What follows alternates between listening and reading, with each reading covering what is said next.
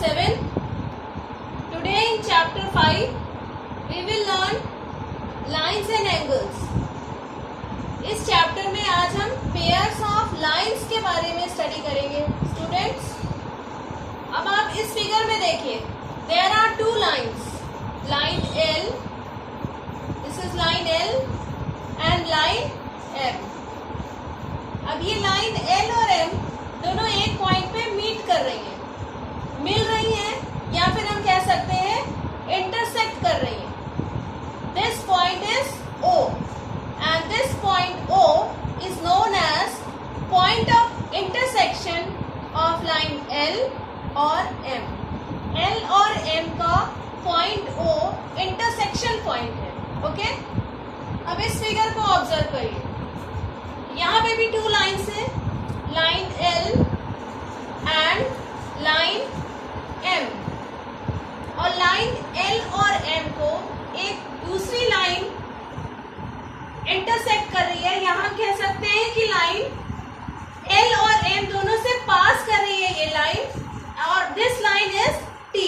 Okay, this line is T passing from line L as well as M at two distinct points, point P and Q. ये T line L को point P पे intersect कर रही है और line M को point Q पे intersect कर रही है. इट मीन्स ये लाइन टू डिस्टिंक्ट अलग अलग पॉइंट्स पे इंटरसेक्ट कर रही है लाइन L और M को. So this line is known as transversal. Okay, transversal of line L and M.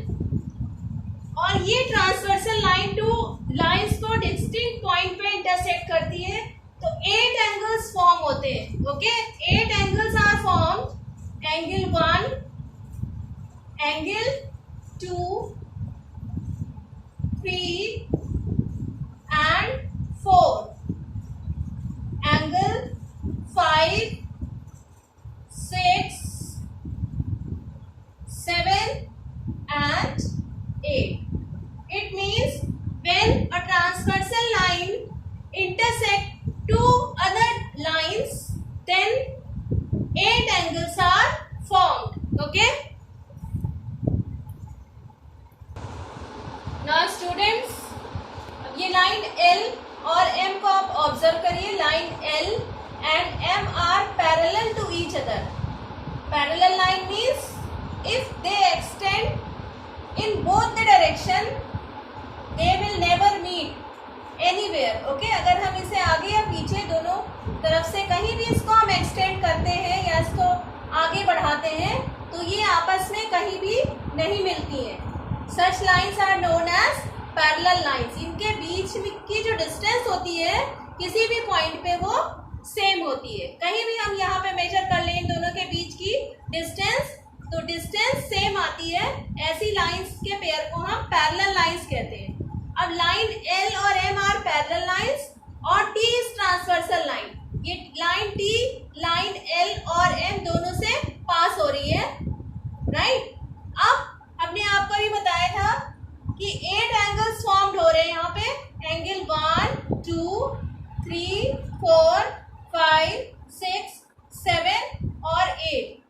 तो जब ये ट्रांसवर्सल लाइन किन्हीं पैरेलल लाइंस को कट करती है या इंटरसेक्ट करती है, तो स्टूडेंट जो एंगल फॉर्म होते हैं उनमें रिलेशन होता है, right.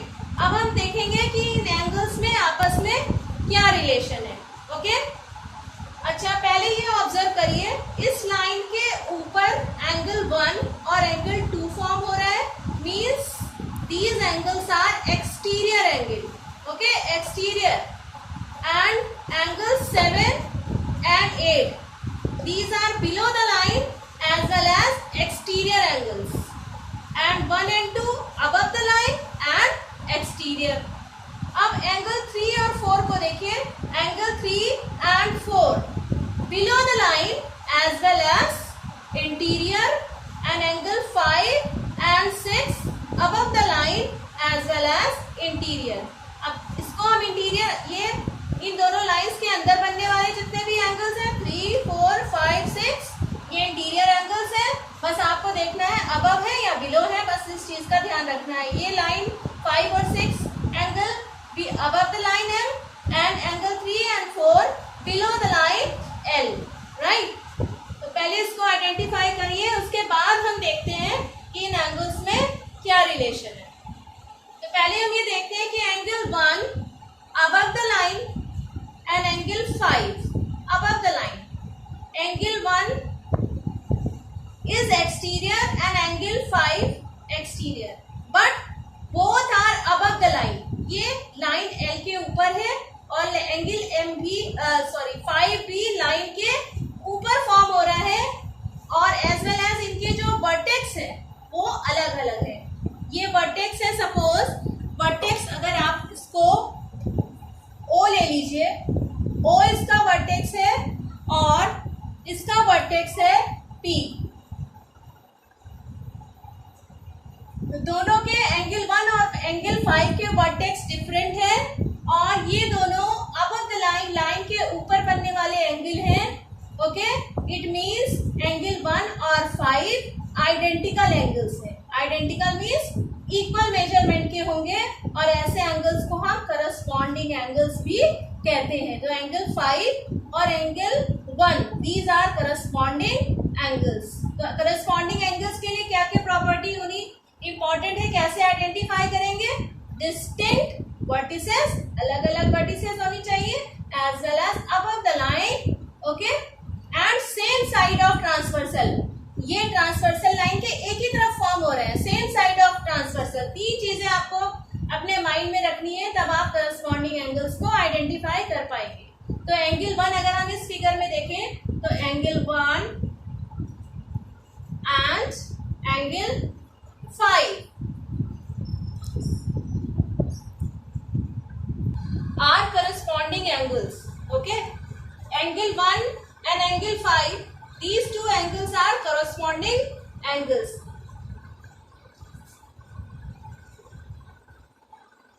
These are pairs of corresponding angles. अच्छा, और क्या क्या है? मैंने आपको कैरेक्टरिस्टिक्स बताई थी corresponding angles की, कि डिफरेंट वर्टिसेस होते हैं, okay, same side of transversal होना चाहिए, और अबव द लाइन होने चाहिए, या फिर दोनों ही एंगल्स बिलो द लाइन होने चाहिए। ऐसे एंगल्स कॉरस्पॉन्डिंग एंगल्स होंगे। अब इस फिगर में देखते हैं कि ऐसे जो 3 हमने पॉइंट्स बताए हैं, और भी एंगल्स इस पॉइंट्स को सेटिस्फाई कर रहे हैं या नहीं। अब angle 2 and angle 6 having different vertices, O and P दोनों के डिफरेंट वर्टिसेस हैं, और अबव द लाइन एंगल 2 भी अबव द लाइन है, और 6 भी अबव द लाइन, लाइन के ऊपर बनने वाले एंगल्स हैं, as well as same side of transversal. Transversal line के सेम साइड बनने वाले एंगल है। Therefore there is one more pair of corresponding angles, that is angle 2 and angle 6। Angle 2 and angle 6, these are also corresponding angles. Up angle 8 is below the line and angle 4 this is also below the line, line के नीचे है, और angle 8 भी line के नीचे है। साथ में दोनों के वर्टेक्स भी डिफरेंट है, और दोनों ही angle same side of transversal, transversal के राइट हैंड साइड फॉर्म हो रहे हैं दोनों ही angle. Therefore pair of angle 4 and angle 8, these are also corresponding angles. There is one more pair of corresponding angles, that is angle 3 and 7. Angle 3 is also below the line and 7 is also below the line, and same side of transversal line के left side में form हो रहे हैं। Therefore angle 3 and 7 both are corresponding angles. 3 as well as 7. Okay.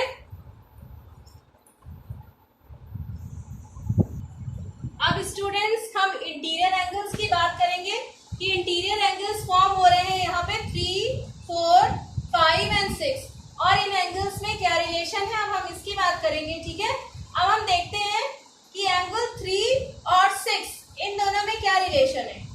अब angle 3 और 6 इस transversal line के either side, एक लेफ्ट साइड फॉर्म हो रहा है और दूसरा राइट साइड फॉर्म हो रहा है, राइट, और दोनों के वर्टेक्स भी डिफरेंट है, having distinct vertices and one is formed on left side of transversal and the other is formed on right side of transversal. Okay, and both angles are interior. दोनों ही angle interior है, lie in between parallel lines L और M. So such angles are known as alternate interior angles. Interior तो है ही, angle 3 और 6 interior angles है, और alternate क्यों है? एक ट्रांसवर्सल की लेफ्ट साइड फॉर्म हो रहा है, दूसरा राइट साइड फॉर्म हो रहा है, लेकिन आप 3 और 4 से कंफ्यूज होने की जरूरत नहीं है. 3 और 4 अल्टरनेट इंटीरियर नहीं है, बिकॉज इनके वर्टेक्स कॉमन है. हमें ध्यान देना है कि वर्टेक्स कॉमन नहीं होना चाहिए. एक वर्टेक्स O है तो दूसरा P है, इसलिए एंगल 3 और 6 ये अल्टरनेट इंटीरियर एंगल्स है. ओके, यहाँ पे आप देख सकते हैं इस फिगर में एंगल 3 और एंगल 6, इसको आप ऐसे भी आइडेंटिफाई कर सकते हैं. ये देखिए, ये एंगल एक Z का शेप फॉर्म कर रहा है, ये इंग्लिश के अल्फाबेट Z का शेप फॉर्म कर रहा है, इसलिए angle 3 and angle 6, these are alternate interior angles, as well as angle 4 and 5. Angle 4 और 5, इसमें भी ये दोनों भी अल्टरनेट इंटीरियर एंगल है, हैविंग डिस्टिंक्ट वर्टिसेस, दोनों के वर्टेक्स डिफरेंट है, और एक राइट साइड फॉर्म हो रहा है एंगल 4 और ट्रांसवर्सल के लेफ्ट साइड फॉर्म हो रहा है angle 5. Therefore angle 4 and 5, angle 4 and 5, these are alternate interior angles. तो alternate interior angles की होने के लिए क्या क्या कंडीशंस होनी चाहिए? डिफरेंट वर्टिसेस होनी चाहिए, number 1. Second, angle should be interior angles होने चाहिए. ओके, और ट्रांसवर्सल के डिफरेंट साइड फॉर्म होने चाहिए. अगर एक लेफ्ट है तो दूसरा राइट साइड फॉर्म होना चाहिए, तब ऐसे एंगल्स होंगे तो हम उन्हें कहते हैं अल्टरनेट इंटीरियर एंगल्स. अब अल्टरनेट एंगल्स में क्या रिलेशनशिप है? एंगल जो अल्टरनेट इंटीरियर एंगल्स होते हैं, इनका मेजरमेंट सेम होता है. It means angle 3 is equal to angle 6 and angle 4 equal to angle 5. Okay, now observe angle 4 और 6, ये सेम साइड ऑफ ट्रांसवर्सल है. ओके, एंगल 4 और 6 ये दोनों ट्रांसवर्सल लाइन T के राइट साइड फॉर्म हो रहे हैं. तो सर, और both are interior as well, दोनों ही इंटीरियर एंगल्स भी हैं. तो such angles are known as को-इंटीरियर angles. को-इंटीरियर angles, और जो को-इंटीरियर एंगल्स हैं, इनका सम हमेशा 180 डिग्री होता है. Angle 4 and angle 6, angle 4 plus angle 6, ये दोनों सप्लीमेंट्री होते हैं. 180 डिग्री होता है इनका सम ऑलवेज. ओके, इसके साथ साथ एंगल 3 और 5 ये भी इंटीरियर है. इंटीरियर होने के साथ साथ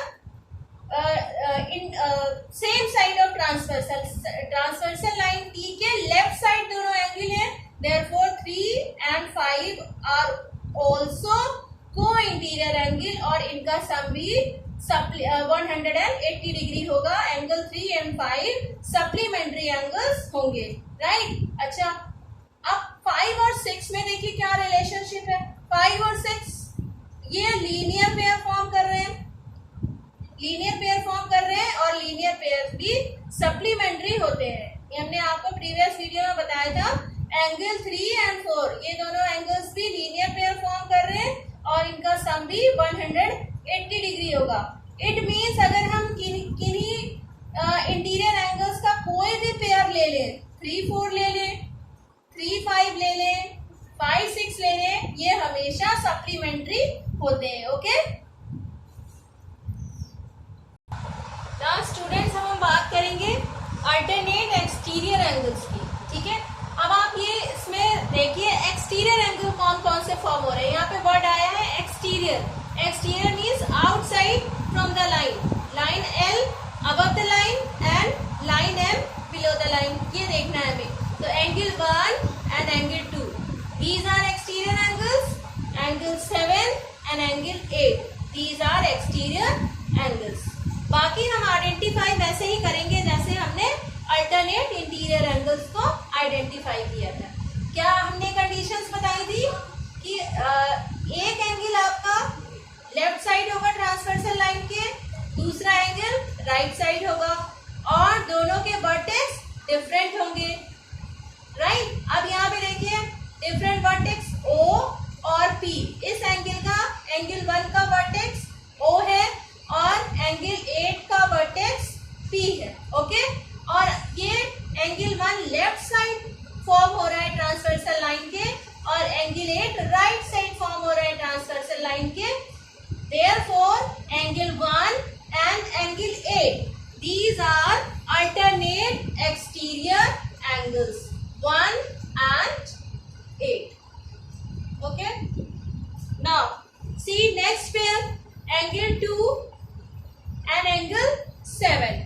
Angle 2 is formed on right side of transversal line and angle 7 is formed on left side of transversal line having distinct vertices and both the angles are exterior angle. Therefore, angle 2 and 7 are exterior angles.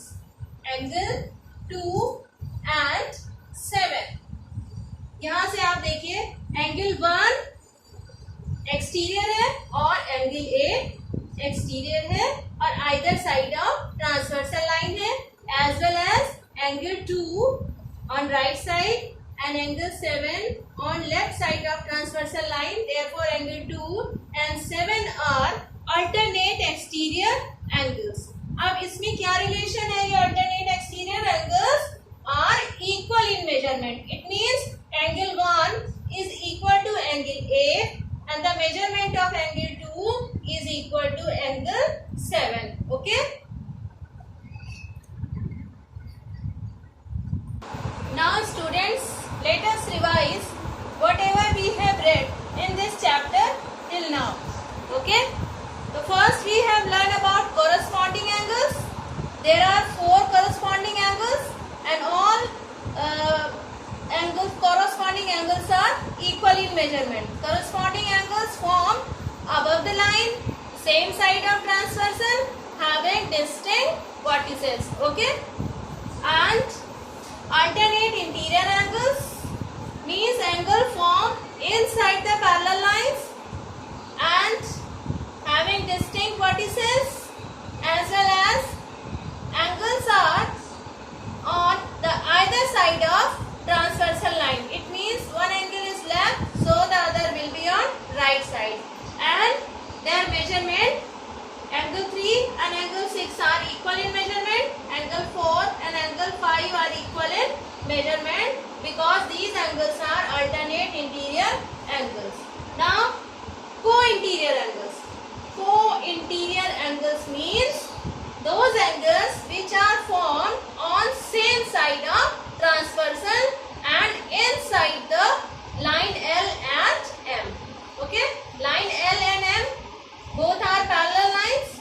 So 4 and 6 are co-interior angles as well as 3 and 5 are co-interior angles and co-interior angles are supplementary. Supplementary means the sum will be 180 degree. Now alternate exterior angles. Alternate exterior angles means angles which are outside the parallel lines, right, and on the different sides of what is transversal line. Angle 1 and angle 8, angle 2 and 7 both are exterior as well as on different sides of transversal line. Therefore, these angles are alternate exterior angles and their measurement is always equal. As well as children, there are so many possibilities other than these angles. For example, you have learned in previous video that when two lines intersect, they form vertically opposite angles. For example, angle 1 and 4 vertically opposite angles